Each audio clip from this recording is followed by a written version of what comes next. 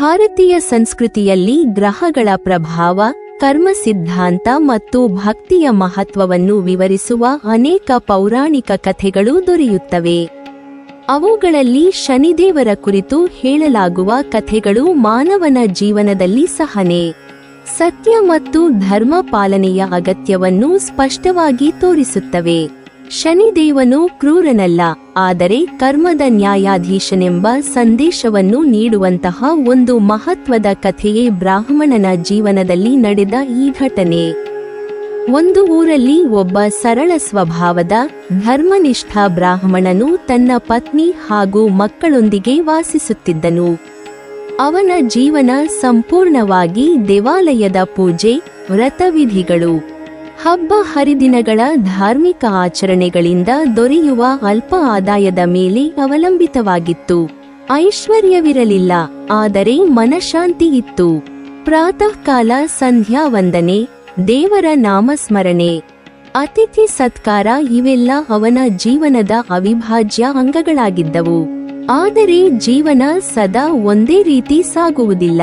ಕೆಲ ದಿನಗಳಿಂದ ಬ್ರಾಹ್ಮಣನಿಗೆ ನಿರಂತರವಾಗಿ ವಿಚಿತ್ರ ಕನಸುಗಳು ಬರುವುದಾರಂಭಿಸಿತು. ಪ್ರತಿ ರಾತ್ರಿ ನಿದ್ರೆಗೆ ಜಾರಿದ ಕ್ಷಣದಲ್ಲಿ ನೀಲಿ ವಸ್ತ್ರ ಧರಿಸಿದ ಗಂಭೀರ ಮುಖದ ವ್ಯಕ್ತಿಯೊಬ್ಬ ಅವನ ಮುಂದೆ ನಿಂತು, "ನಾನು ನಿನ್ನನ್ನು ನೋಡುತ್ತೇನೆ" ಎಂದು ಹೇಳುತ್ತಿದ್ದನು. ಆ ದೃಷ್ಟಿಯಲ್ಲಿ ಭಯವೂ ಇದ್ದಿತು, ಒತ್ತಡವೂ ಇದ್ದಿತು. ದಿನದಿಂದ ದಿನಕ್ಕೆ ಈ ಕನಸು ಅವನ ಮನಸ್ಸನ್ನು ಅಶಾಂತಗೊಳಿಸಿತು. ಈ ವಿಷಯವನ್ನು ಅವನು ತನ್ನ ಪತ್ನಿಗೆ ತಿಳಿಸಿದನು.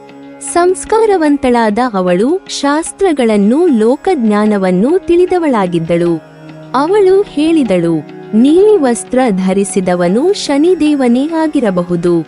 ಶನಿಯ ದೃಷ್ಟಿ ಬಿದ್ದರೆ ಮನುಷ್ಯನು ತನ್ನ ಹಿಂದಿನ ಕರ್ಮಗಳ ಫಲವನ್ನು ಅನುಭವಿಸಬೇಕಾಗುತ್ತದೆ. ಆದರೆ ಶನಿ ಅನ್ಯಾಯ ಮಾಡುವವನು ಅಲ್ಲ, ಅವನು ಕೇವಲ ನ್ಯಾಯದ ಪಾಲಕನು." ಪತ್ನಿ ಉಪಾಯವೊಂದನ್ನು ತಿಳಿಸಿದಳು. ಮುಂದಿನ ಬಾರಿ ಶನಿ ಕನಸಿನಲ್ಲಿ ಬಂದಾಗ ಅವನ ದೃಷ್ಟಿಯನ್ನು ಸಂಪೂರ್ಣ ನಿರಾಕರಿಸದೆ ಅದರ ಅವಧಿಯನ್ನು ಕಡಿಮೆ ಮಾಡಿಕೊಳ್ಳಬೇಕೆಂದು ಸಲಹೆ ನೀಡಿದಳು. ಅದೇ ರೀತಿಯಾಗಿ ಬ್ರಾಹ್ಮಣ ಧೈರ್ಯದಿಂದ ಶನಿಯ ಮುಂದೆ ನಿಂತನು.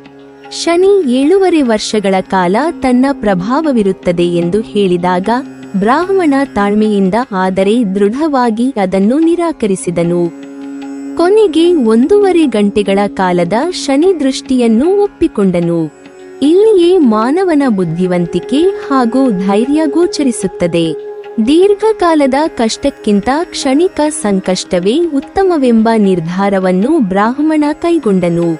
ಮರುದಿನ ಅವನು ತನ್ನ ಪತ್ನಿಗೆ ವಿಷಯ ತಿಳಿಸಿ, ಶನಿದೋಷದ ಅವಧಿಯಲ್ಲಿ ತಪಸ್ಸು ಮತ್ತು ಧ್ಯಾನವೇ ಶ್ರೇಷ್ಠ ಮಾರ್ಗವೆಂದು ಕಾಡಿಗೆ ಹೊರಟನು. ಆದರೆ ಶನಿಯ ದೃಷ್ಟಿ ಮನುಷ್ಯನನ್ನು ಎಷ್ಟು ಸೂಕ್ಷ್ಮವಾಗಿ ಪರೀಕ್ಷಿಸುತ್ತದೆ ಎಂಬುದನ್ನು ಅವನು ಅಲ್ಲಿ ಅರಿತುಕೊಂಡನು. ಕಲ್ಲಂಗಡಿ ಹಣ್ಣುಗಳ ತೋಟದಲ್ಲಿ ನಡೆದ ಘಟನೆ, ನಂತರ ರಾಜನ ಮಕ್ಕಳ ತಲೆಗಳಾಗಿ ಕಂಡ ಭೀಕರ ದೃಶ್ಯ, ಇವೆಲ್ಲ ಶನಿಯ ಮಾಯೆ ಹಾಗೂ ಕರ್ಮಫಲದ ಸಂಕೇತಗಳಾಗಿದ್ದವು. ನಿರ್ದೋಷಿಯಾದ ವ್ಯಕ್ತಿಯು ಶನಿಯ ದೋಷದಲ್ಲಿ ಅಪರಾಧಿಯಾಗಿ ಕಾಣಬಹುದು ಎಂಬುದನ್ನು ಈ ಘಟನೆ ಸ್ಪಷ್ಟಪಡಿಸುತ್ತದೆ. ರಾಜನಿಂದ ಮರಣದಂಡನೆ ವಿಧಿಸಲ್ಪಟ್ಟಾಗಲೂ ಬ್ರಾಹ್ಮಣನ ಮನಸ್ಸಿನಲ್ಲಿ ದೇವರ ಮೇಲಿನ ಭಕ್ತಿ ಕಳೆದು ಹೋಗಲಿಲ್ಲ.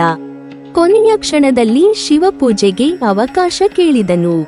ಈ ಭಕ್ತಿಯೇ ಅವನ ರಕ್ಷಣೆಯಾಯಿತು. ಶನಿಯ ಅವಧಿ ಮುಗಿಯುತ್ತಿದ್ದಂತೆಯೇ ಸತ್ಯ ಬಹಿರಂಗವಾಯಿತು. ರಾಜನ ಮಕ್ಕಳು ಸುರಕ್ಷಿತವಾಗಿ ಮರಳಿದರು. ಇದರಿಂದ ಧರ್ಮ ಮತ್ತು ಸತ್ಯ ಯಾವತ್ತೂ ಜಯಶೀಲವೆಂಬುದನ್ನು ಈ ಕಥೆ ತೋರಿಸುತ್ತದೆ. ನಂತರ ಬ್ರಾಹ್ಮಣನು ಶನಿದೋಷ ನಿವಾರಣೆಗೆ ದಾನ, ಧರ್ಮ, ಸೇವೆ ಮತ್ತು ಭಕ್ತಿಯ ಮಾರ್ಗವನ್ನು ವಿವರಿಸಿದನು.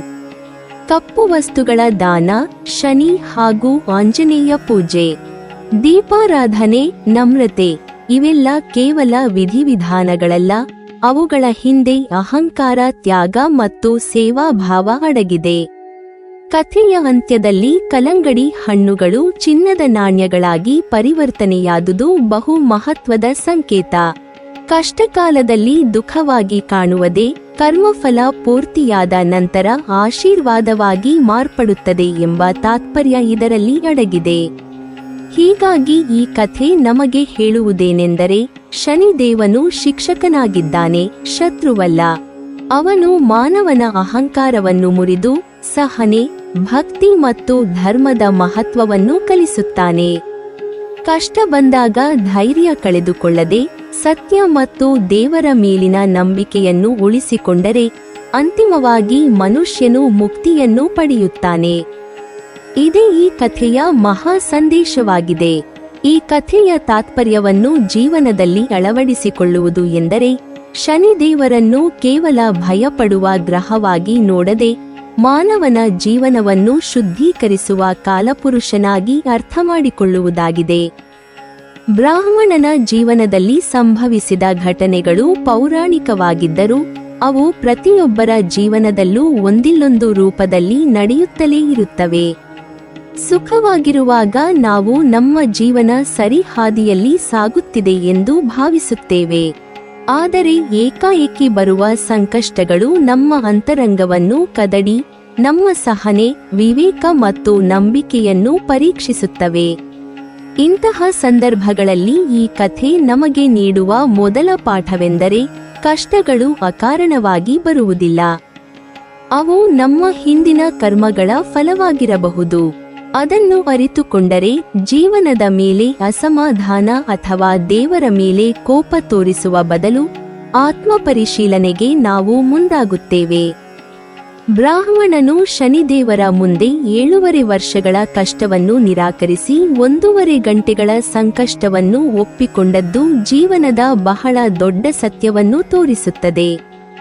ದೀರ್ಘಕಾಲದ ನಿರ್ಲಕ್ಷ್ಯ, ತಪ್ಪುಗಳನ್ನು ಮುಂದೂಡುವ ಮನೋಭಾವ, ಸಮಸ್ಯೆಗಳಿಂದ ತಪ್ಪಿಸಿಕೊಳ್ಳುವ ಯತ್ನಗಳು ಜೀವನದಲ್ಲಿ ಹೆಚ್ಚು ಹಾನಿ ಮಾಡುತ್ತವೆ. ಆದರೆ ತಾತ್ಕಾಲಿಕವಾಗಿ ಕಷ್ಟ ಅನುಭವಿಸಿದರೂ ಅದನ್ನು ಧೈರ್ಯದಿಂದ ಎದುರಿಸಿದರೆ ಮುಂದೆ ಬದುಕು ಹಗುರವಾಗುತ್ತದೆ.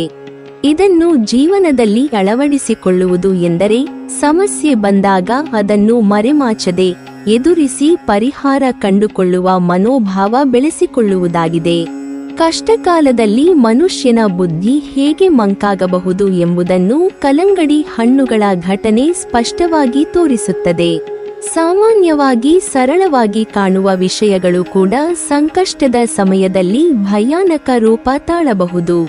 ಒತ್ತಡದಲ್ಲಿರುವಾಗ ತೆಗೆದುಕೊಳ್ಳುವ ನಿರ್ಧಾರಗಳು ತಪ್ಪಾಗುವ ಸಾಧ್ಯತೆ ಹೆಚ್ಚು.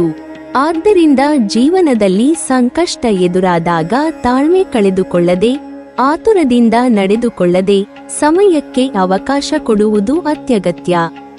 ಮೌನ, ಪ್ರಾರ್ಥನೆ, ಧ್ಯಾನ ಇವು ಮಾನವನ ಮನಸ್ಸನ್ನು ಸ್ಥಿರಗೊಳಿಸುವ ಶಕ್ತಿಶಾಲಿ ಸಾಧನಗಳಾಗಿವೆ.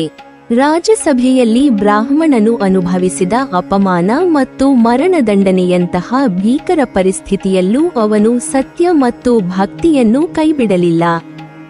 ಜೀವನದಲ್ಲಿ ನಮ್ಮ ಮೇಲೆ ಅನ್ಯಾಯವಾದ ಆರೋಪಗಳು ಬಂದಾಗ, ಸಮಾಜ ನಮ್ಮನ್ನು ತಪ್ಪಾಗಿ ಅರ್ಥ ಮಾಡಿಕೊಂಡಾಗ ನಾವು ಒಳಗೊಳಗೆ ಮುರಿದು ಹೋಗುವ ಸಾಧ್ಯತೆ ಹೆಚ್ಚು.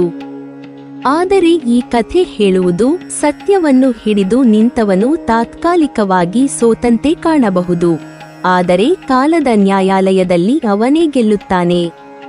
ಸಮಯವೇ ದೊಡ್ಡ ನ್ಯಾಯಾಧೀಶ ಎಂಬ ಸತ್ಯವನ್ನು ಮನಗಾಣಿಸಿದರೆ ತಕ್ಷಣದ ಫಲದ ನಿರೀಕ್ಷೆಯಿಂದ ನಾವು ಮುಕ್ತರಾಗುತ್ತೇವೆ. ಶನಿಯ ದೃಷ್ಟಿ ಮುಗಿದ ಕ್ಷಣದಲ್ಲೇ ಎಲ್ಲವೂ ಸರಿ ಹೊಂದುದು, ರಾಜನ ಮಕ್ಕಳು ಸುರಕ್ಷಿತವಾಗಿ ಮರಳಿದ ಘಟನೆ ಜೀವನದಲ್ಲಿ ಕೆಟ್ಟ ಕಾಲ ಶಾಶ್ವತವಲ್ಲ ಎಂಬ ಭರವಸೆಯನ್ನು ನೀಡುತ್ತದೆ. ಇಂದಿನ ದುಃಖವೇ ನಾಳೆಯ ಪಾಠವಾಗಬಹುದು, ಇಂದಿನ ನೋವೇ ಮುಂದಿನ ಬೆಳವಣಿಗೆಯ ಬೀಜವಾಗಬಹುದು. ಕಲ್ಲಂಗಡಿ ಹಣ್ಣುಗಳು ಕೊನೆಗೆ ಚಿನ್ನದ ನಾಣ್ಯಗಳಾಗಿ ಪರಿವರ್ತನೆಯಾದುದು ಸಂಕಷ್ಟದೊಳಗೆ ಅಡಗಿರುವ ಆಶೀರ್ವಾದದ ಸಂಕೇತವಾಗಿದೆ. ಇದನ್ನು ಅರ್ಥಮಾಡಿಕೊಂಡ ಮನುಷ್ಯನು ಕಷ್ಟದ ಸಮಯದಲ್ಲೂ ನಿರಾಶೆಗೊಳಗಾಗದೆ ಧೈರ್ಯದಿಂದ ಮುಂದುವರಿಯಲು ಸಾಧ್ಯವಾಗುತ್ತದೆ. ಈ ಕಥೆಯಲ್ಲಿ ದಾನ, ಸೇವೆ ಮತ್ತು ವಿನಯಕ್ಕೆ ನೀಡಿರುವ ಮಹತ್ವವು ಅತ್ಯಂತ ಆಳವಾದ ಅರ್ಥ ಹೊಂದಿದೆ.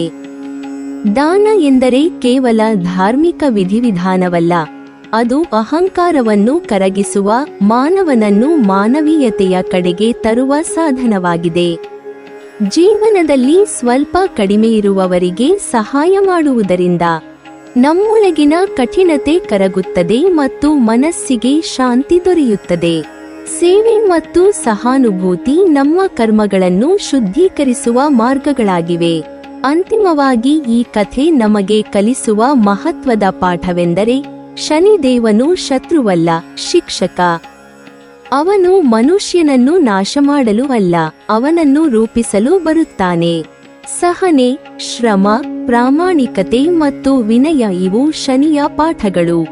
ಜೀವನದಲ್ಲಿ ಕಷ್ಟ ಬಂದಾಗ ಅದನ್ನು ಶಾಪವೆಂದು ಭಾವಿಸದೆ ಒಂದು ಪಾಠವೆಂದು ಸ್ವೀಕರಿಸಿದರೆ ಆ ಕಷ್ಟವೇ ನಮ್ಮನ್ನು ಒಳಗಿನಿಂದ ಬಲಿಷ್ಠರನ್ನಾಗಿಸುತ್ತದೆ.